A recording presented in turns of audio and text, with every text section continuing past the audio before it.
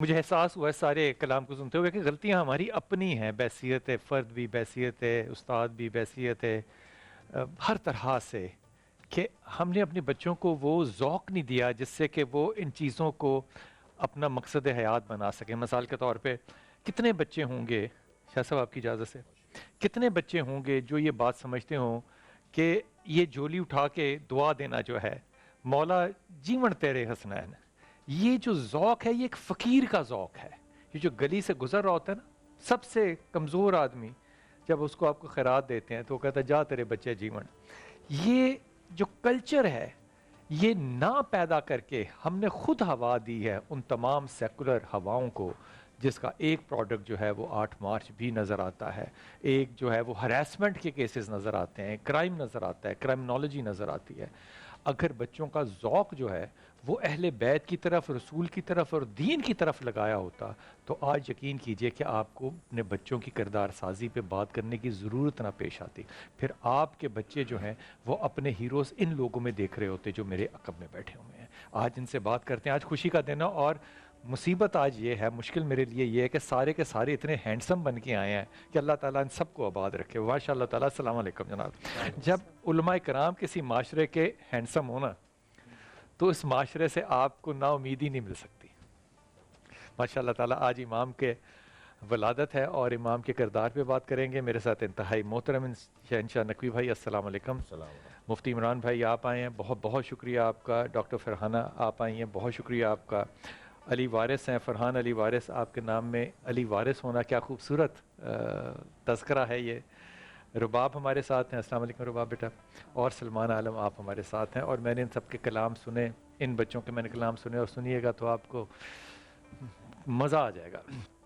حضور، شخصیات کی بات کرتے ہوئے، کیونکہ فرحانہ آپا ہمارے ساتھ آج پہلی دفعہ تشریف لائی ہیں، آپ کو بہت وارم ویلکم۔ ان سے اگر آپ لوگ اجازت دیں تو ان سے بات شروع کر لوں۔ فرحانہ آپا، بحیثیت شخصیت نہ میرا ذاتی یہ خیال ہے، ہو سکتا ہے علماء کرام اس سے بالکل بھی اتفاق نہ کرتے ہوں، ہم نے بہت سی شخصیتوں کو نا انڈر رکھا ہے، یعنی کہ جتنا ان کا حق تھا ان کو ہم نے حق نہیں دیا بالکل بھی۔ مثال کے طور پہ 20-25 روایتیں ہوں گی سیدہ خدیجہ کی، اس سے زیادہ ہم جانتے نہیں، جان کہ رسول پاک صلی اللہ علیہ وسلم کی زندگی کا جس نے ٹرن بدل دیا، ہم ان کے بارے میں بہت کم ذکر کرتے ہیں۔ امام حسین کے بارے میں کربلا کی وجہ سے بہت ذکر کرتے ہیں، لیکن امام حسن کا ذکر میرے خیال میں ہم یا تو کرتے نہیں ہیں یا بہت ہی چیدہ موقع کے اوپر کرتے ہیں، اور پھر اگر کریں گے تو کندھوں پہ کھیلنے والی مثال سنا دیں گے جو کہ ظاہر ہے احادیث میں بھی موجود ہے، یا ہم عید کا دن بتا دیں گے، لیکن وہ جو پرسنالٹی جس نے امام کو اس مقام پہ پہنچایا یا اتنا بنایا، کتنا بنایا کہ آپ کا جو ایگریمنٹ ہے ٹو واک اوے، میں کہتا ہوں آج یونائٹڈ نیشن اس کے آگے جھک کے کھڑی ہو جائے تو بھی وہ کلام اس ماحول میں وہ بڑا ہے۔ یہ شخصیت جو ہے بحیثیت ایک امام کے، آپ کی نظر میں ایک عالمہ کی صورت میں آپ کیسے دیکھتی ہیں؟ بسم اللہ الرحمن الرحیم۔ سب سے پہلے تو آج کا دن تمام لوگوں کو بہت بہت مبارک ہو، کہ خوشی کا دن ہے، اور ہم بہت ساری چیزوں کو سیلیبریٹ کر رہے ہوتے ہیں، لیکن یہ سوائے سب سے اپنی اہم چیزوں دن کے، ہے، تو یہ سب سے اہم دن ہے، اس کو سیلیبریٹ کرنا چاہیے، اور یہ سوچ کے سیلیبریٹ کرنا چاہیے کہ ہمیں انہی کے نقشے پا پہ چلنا ہے، انہی کو ہم نے فالو کرنا ہے، اور ان کے جیسا اپنے آپ کو بنانا ہے۔ تو مجھے ایک شعر یاد آ رہا ہے، اس سے آغاز کرنا چاہوں گی امام کے حوالے سے، کہ حسن کو بادشاہ خاص و عام کہتے ہیں، حسن کو بادشاہ خاص و عام کہتے ہیں، علی کا نائب و قائم مقام کہتے ہیں، بس ایک دلیل ہی کافی ہے ان کی عظمت میں، انہیں حسین بھی اپنا امام کہتے ہیں۔ تو بس جب یہ مقام ہو، کیا بات ہے، تو آپ نے جو بات کی کہ ان کی شخصیت کے حوالے سے، ایک دفعہ یہ مصرع پھر سنائے نا تو لطف ہی آ رہا ہے ابھی تو۔ واہ واہ واہ، جن کو حسین بھی اپنا امام کہتے ہیں، کیا خوبصورت ہے، واہ واہ واہ واہ۔ جی، تو میں یہ کہنا چاہوں گی کہ وہ شخصیت جو کہ مباہلہ کے موقع بھی موجود ہیں، جن کے لیے آیت تطہیر بھی آئی ہے، اور وہ جن کے لیے آیت مودت بھی آئی ہے، اور اگر ہم ان کی فضیلت کی بات کریں تو میرا خیال ہے کہ ہم اس کو 3 حصوں میں اگر ڈیوائیڈ کریں، کہ جو پہلا حصہ ہے ان کا جو کہ پنجتن پاک کے ساتھ ہے، رسول پاک کے ساتھ ہے، پھر دوسرا حصہ جو ہے اپنے بھائی امام حسین علیہ السلام کے ساتھ ہے، اس کے بعد ان کی اپنی جو زندگی ہے اس کے حوالے سے بات کریں، تو تو جو سب سے اہم حصہ جو ان کا ابتدائی حصہ ہے، جس میں ہم کہتے ہیں کہ جو شخصیت ہے وہ ابتدائی سالوں میں ہی بن جاتی ہے، تو سب سے زیادہ انہوں نے آپ صلی اللہ علیہ وآلہ وسلم سے وہ سب کچھ سیکھا جو آگے چل کے ہمیں ان کی شخصیت میں نظر آتا ہے.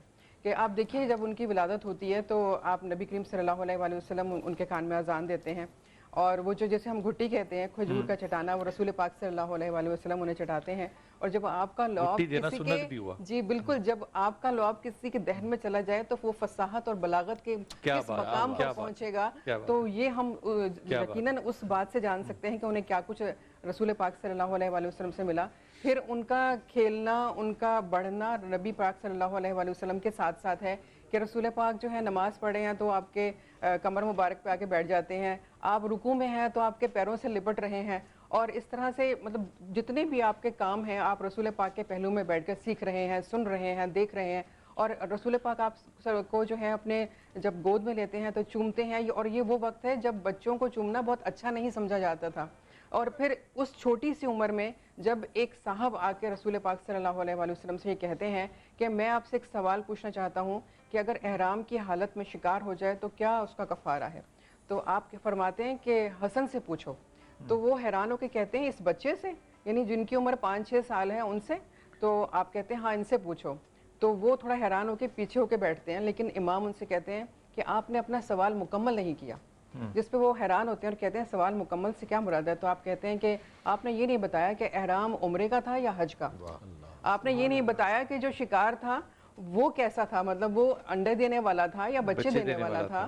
تو آپ نے پوری بات نہیں کی، آپ کا سوال ادھورا ہے. تو اب آپ یہاں سے دیکھیے کہ ان کا مقام کیا ہے کہ وہ رسول پاک صلی اللہ علیہ وسلم کیا سیکھ رہے ہیں. علامہ صاحب کو بھی شامل کر لوں. حضور اقدس یہ جو ایک کردار ہے بحیثیت ایک فرد کے، آپ ایک عالم کے طور پہ ایک فرد کے طور پہ کیسے دیکھتے ہیں؟ جیسے آپ فرما رہی ہیں نا، تو میرے ذہن میں آ رہا ہے کہ وہ کردار سازی کیسی ہوگی جس میں کہ آپ نانا کا خطبہ سن کے آئیں اور واپس آ کے اس کو رپیٹ کریں. میں یہاں سے یہ تجزیہ کرتا ہوں کہ یہ جو ریپٹیشن ہے نا، تکرار جو ہے، یہ اللہ نے بھی نماز ایک دفعہ کہہ دیتے تو کافی تھی، نماز تو ہو ہی جاتی، 700 دفعہ کہنے کی ضرورت نہیں تھی. لیکن یہ تکرار بھی ایک ایسی علمی کیفیت ہے جو کہ 5 سال کا بچہ اگر اپنے نانا کا خطبہ دوبارہ آ کے رپیٹ کر رہا ہے تو وہ امامت کو ایک طرف رکھ دیجئے، وہ اخلاقی تربیت جو ہے وہ بھی تو سامنے رکھے نا. بسم اللہ الرحمن الرحیم. اللہ تعالیٰ اس مبارک خاندان کے صدقے سے پوری امت کی حالت پہ رحم فرمائے. آمین ثم آمین یا رب اور العالمین. یہ ان کا دنیا میں تشریف لانا یقیناً امت کے لیے بہت خیروں کا، برکتوں کا، کہ جہاں الفاظ ختم ہوتے ہیں اس سے بڑھ کر خیر اور برکتوں کا ذریعہ ہے. آقا علیہ الصلوۃ والسلام نے فرمایا کہ ادبوا اولادکم ثلاث خصال، تم اپنی نسلوں کو صرف 3 چیزیں دے دو، میں اللہ کا مصطفیٰ گارنٹی دیتا ہوں کہ تمہاری نسلیں دنیا میں بھی اور آخرت میں بھی تمہاری ٹھنڈک کا ذریعہ بن جائیں. واہ. پوچھا کہ وہ 3 چیزیں کیا ہیں؟ تو قبلہ فرمایا حب نبیکم وحب اہل بیتہ وتلاوت القرآن. بس حضور کی محبت، حضور کے گھرانے کی محبت اور تلاوت قرآن. جس کو حضرت امام حسین کے بارے میں شاعر کہتا ہے پڑھو ہر دم درود ان پر، لیاقت ہو تو ایسی ہو، علی بابا نبی نانا شرافت ہو تو ایسی ہو، سر سجدے میں رکھ کر حسین نے یوں سنایا کلام اللہ، فرشتے بھی ہوئے حیران تلاوت ہو تو ایسی ہو. تلاوت قرآن، محبت رسول اور محبت اہل بیت.